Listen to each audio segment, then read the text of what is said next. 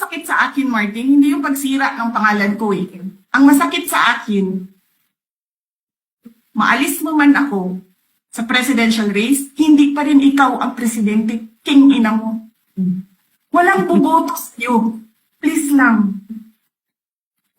Sasabihin niyo sa mga tao, nakaw yan, confidential funds yan. Niwala nga kayong isang proof na confidential funds yan.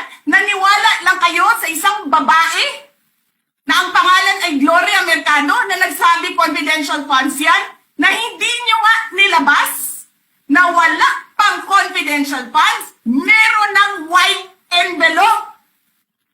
Kasi 2022 pa lang, tangina mo ka, may utos na ng pera sa DepEd. Ang trabaho, ang House of Representatives, pag Friday. And then suddenly, kanina, yun na nga, sinabi niya kung anong nangyari dito na side. Tinawagan niya ako, sabi niya, you need to come because I need a lawyer. So pagdating ko dito, I told them I'm the lawyer. Pumasok ako. And then I read the order. And then while I was reading the first order, another order came in. And then, nakita ko doon sa order nila na parang by unanimous vote, parang ganyan. And then sa akin naman, parang, paano kayo nag-meeting? Wala nga kayong trabaho pag Friday. Sobra kahayahay ninyo ng mga tao. Kaming lahat, sa Office of the Vice President, Monday to Friday ang mga trabaho namin. Sa ibang opisina, Monday to Friday. I'm not saying na bawal yan. But, alam mo yun, that is something that civil service should think about. May mga opisina ng gobyerno, 4 na araw lang pumapasok. Yung iba, 5 araw pumapasok. Nandyan sa daan, sa init, sa ulan, nandun sa bundok, naglalakad, tumatawid ng mga sapa. Monday to Friday, mga government employees. And then we have a House of Representatives. Monday to Thursday lang ang trabaho.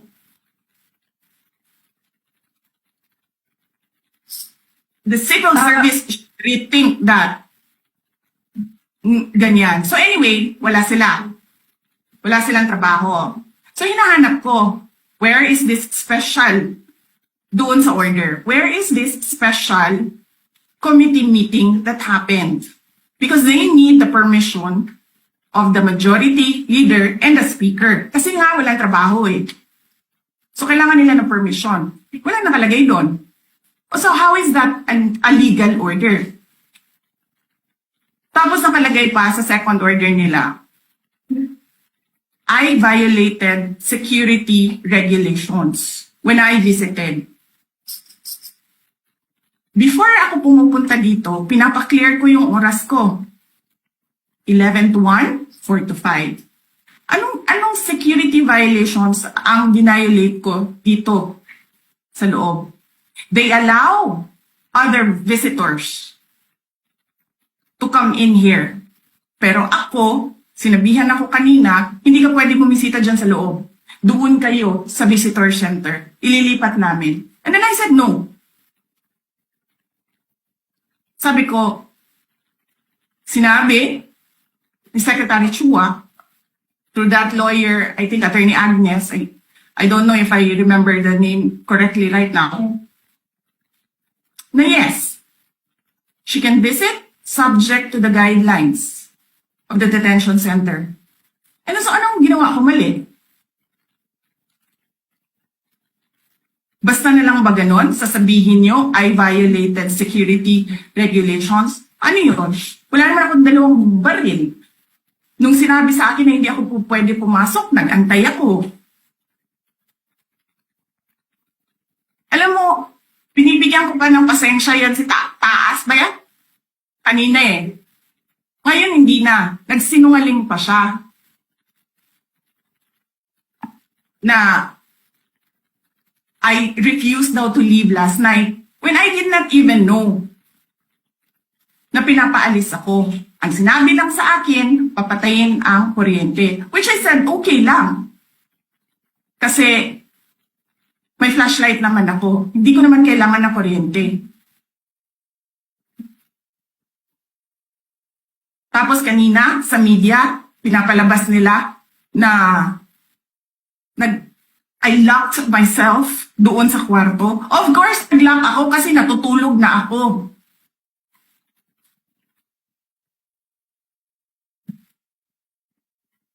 Tapos, what?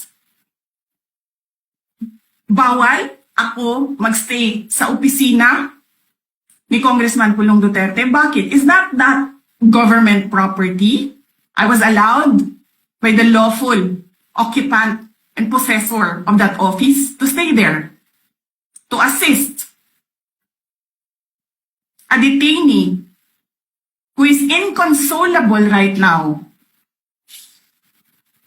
na hindi mo na alam kung yung sakit niya sa likod is a heart attack o ano, kasi hindi nila pinapapasok yung doktor. Diba? So yes, hinahanap ko kanina, sabi ko, where is this permission from the speaker na meron kayong committee hearing kanina in the dead of the night to give an order na i-commit doon sa correctional facility. And where is the rule that says kapag may violation sa detention facility ay ililipat sa correctional facility? Ano yun? You make rules as you go along? Ano yun? Di ba dapat sa demokrasya, there's a rule of law? And then they make rules as they go along? Kung ano lang, whatever pleases the speaker, get her out of the House of Representatives kasi hindi siya dapat nandiyan. Bakit? Pag may-ari niyo ba itong compound na ito? And then sasabihin pa nila sa akin na there is a threat to my life inside the batasang pambansa? Why is there a threat to my life? This is the most secured facility because nandito lahat ng mga spoiled brat sa ating bansa. Tapos, sasabihin pa nila, well, pabigat ka sa amin kasi kailangan namin dagdagan ang security mo. Bakit? Trabaho ba nila magbantay sa akin? Eh di ba trabaho ng DPSPG yun? Na may I just say? Binabawasan nila ng binabawasan araw-araw? Na as if this office is not the second highest office in this country? And only because umalis ako sa administration? Kailan ba nagsimula yung atake nila? Alalahanin nyo. Diba? After ako nag-resign sa DepEd? Kailan ba nagsimula yung pambabastos nila? Last year. After that meeting with the Makabayan Bloc and Martin Romualdez. They started destroying my name, pummeling me in the media with a multi-million PR campaign. Pinastos pa nila ako ng mga pagsisinungaling nila na kesyo taksil, kesyo korap, abusado. Putang ina ninyo!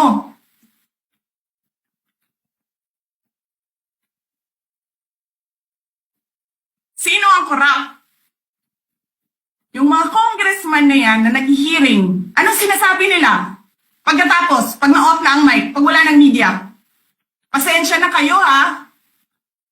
Kailangan kasi namin ng pera. Mag-eleksyon na kasi. Pakisabi kay Sara ha. Hindi ko naman gusto tong ginagawa ko eh. Eh putang ina, hindi mo pala gusto ginagawa mo eh. Bakit mo sinisira pangalan ko? Joel Chua.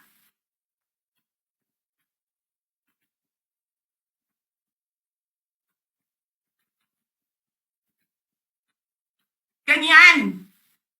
Ganyan ang bansa.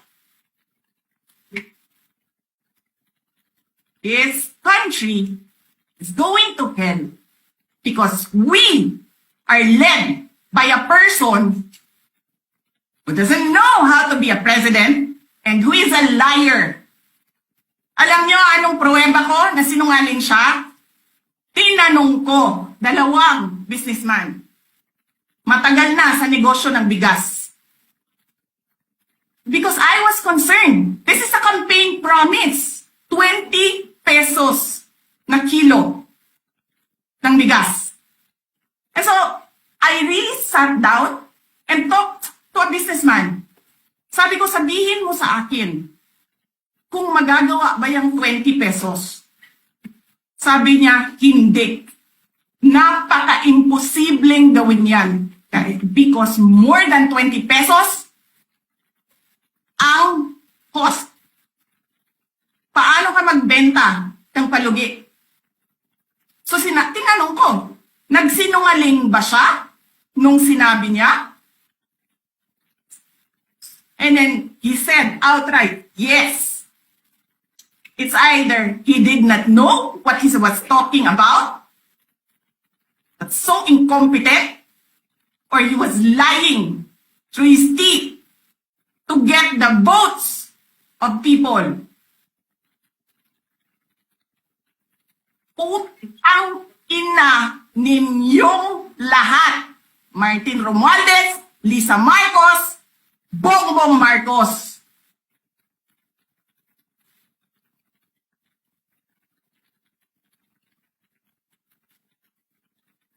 Ginigit-git nyo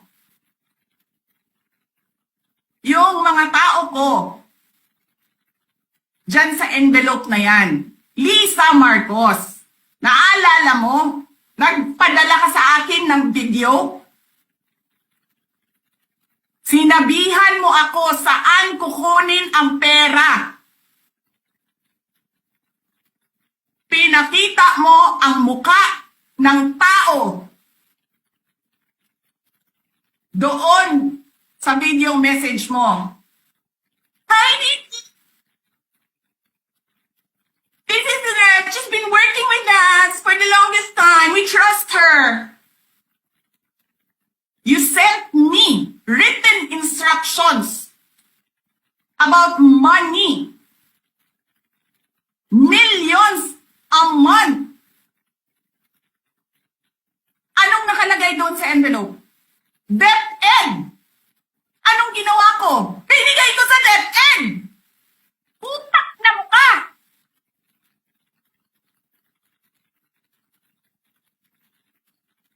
Wala ka nga posisyon sa gobyerno. Namimigay ka ng pera ng gobyerno eh.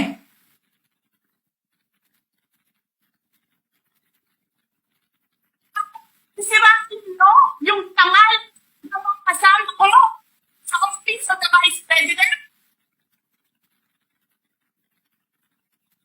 Sasabihin niyo sa mga tao, nakaw yan, confidential funds yan. Niwala nga kayong isang proof na confidential funds yan. Naniwala lang kayo sa isang babae na ang pangalan ay Gloria Mercado na nagsabi confidential funds yan, na hindi niyo nga nilabas na wala pang confidential funds, meron ng white envelope. Kasi 2022 pa lang, ang ina mo ka, may utos na ng pera sa DepEd. Tapos kami yung nagsisinungaling? Nagbibigil ako eh. Kasi gusto ko lang magtrabaho. Gusto ko lang tapusin nyo na yung ng show ninyo dyan sa House of Representatives para makabalik na kami sa trabaho namin.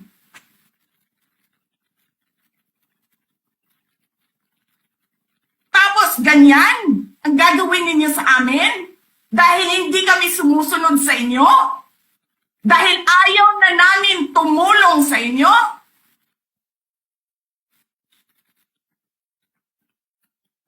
Ganito gagawin ninyo?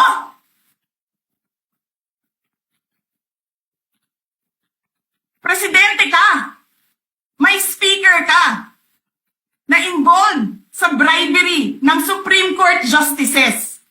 may video, may kaso, may witnesses. Hindi mo tinanggal yung speaker mo. Pinabayaan mo siya abusuhin ang pera ng bayan. Paikot-ikot sa buong bansa, namimigay ng pera na para bang kanya yung pera.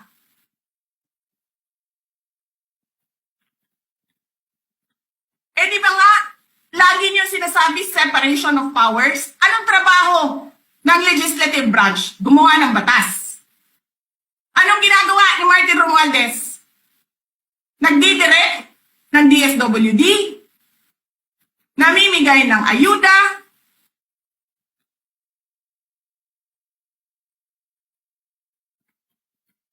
nagsasabi kung anong bibigay, anong ibibigay, anong gagawin, sino ba ang presidente dito?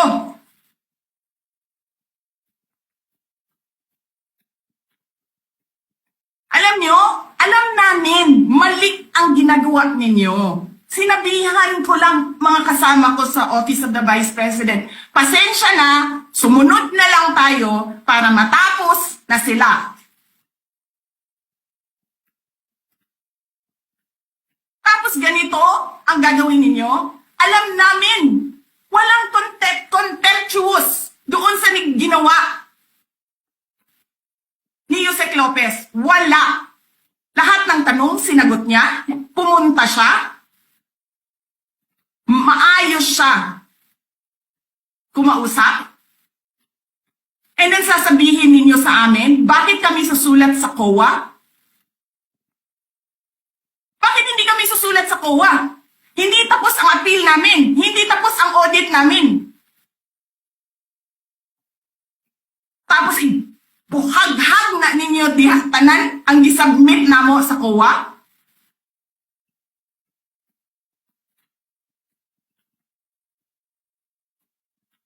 Tama ba yun? I have a video of Chairman Gamaliel Cordoba. Sinasabi niya,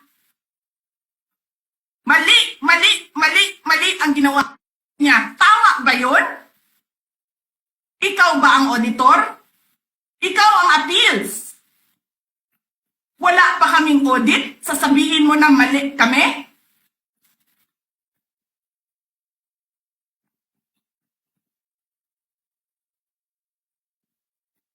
Ang ina ninyo.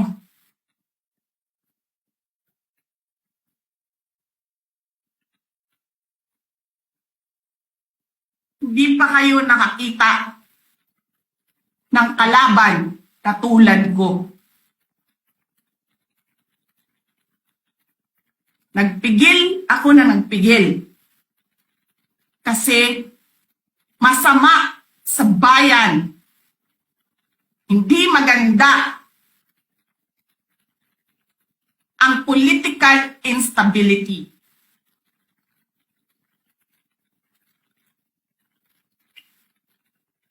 Pinabayaan ko kayo sirain ang pangalan ko. Kasi I have nothing to lose. Sinira niya na siya. Wala na siyang ikakasira pa.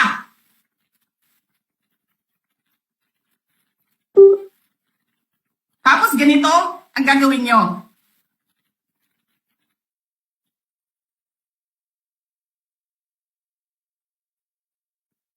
Hindi ko alam paano nakakatulog ang Chief of Staff ng Armed Forces of the Philippines. Gabi-gabi, mahimbing ang tulog mo. Ganito ang bayan natin. Bilyon-bilyon ang nawawala. Tanungin nyo si Congressman Ungab, Chairman ng Ways and Means, Chairman ng Appropriations Committee. Tanungin nyo siya, paano nawawala ang pera?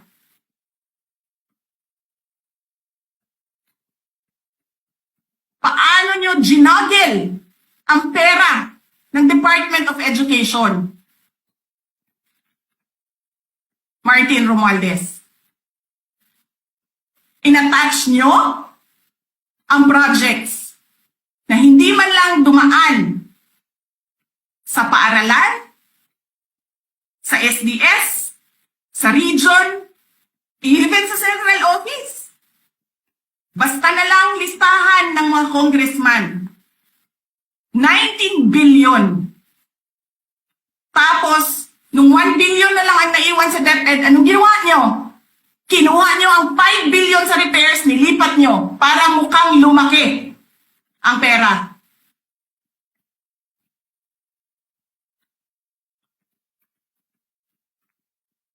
Martin,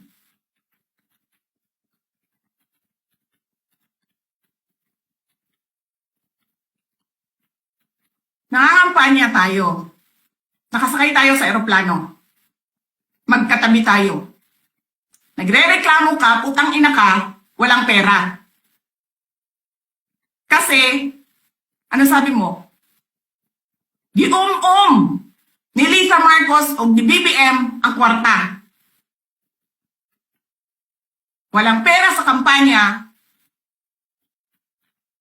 kasi hindi nagbibigay si BBM at si Lisa. Ginigipit nila. Kinukuha nila lahat ang pera. Reklamo ka ng reklamo sa akin. Ano sinabi ko sa'yo? Huwag ka mag-alala. Lahat ng gusto tumulong sa akin, ipapadala ko sa iyo. Kunin mo lahat. Nagreklamo ka kay Medi Poblador kasi tumatanggap ng pera. Ano sabi ko sa'yo? Kausapin mo si Medi, kunin mo lahat ng pera. Lahat ng makuha mo na gustong tumulong sa akin, kunin mo. Gastusin mo. Ano sabi ko sa'yo? Pasensya ka na. Wala ka ng pera. Ano sabi mo sa akin? Sabi mo sa akin, okay lang. Pag nanalo kayo, babawiin ko lahat yan. Hindi ko naman alam, ang buong akala ko, babawiin mo sa negosyo mo. Legitimate businessman ka naman eh. Mina, pagsira sa kalikasan, legitimate na pagsira sa kalikasan, negosyo mo, media, negosyo mo, ano pa bang mga negosyo ni Martin Romualdez, sulat niyo yan lahat. Akala ko magninegosyo ka lang. Kasi businessman ka naman. Hindi ko naman alam, binubulsa mo. Ibubulsa mo, kakamkamin mo, ang legal na pera at illegal na pera. Tanggap ka sa illegal, tanggap ka sa pogo. Pinaalis niyo lahat ng kompetisyon ninyo, naiiwan ang pogo mo. Tanggap ka, pogo. May nagsasabi pa, tumatanggap ka sa smuggling, sa droga. Tapos kuha ka dito sa National Treasury. Akin ito, akin ito. Babawiin ko lahat.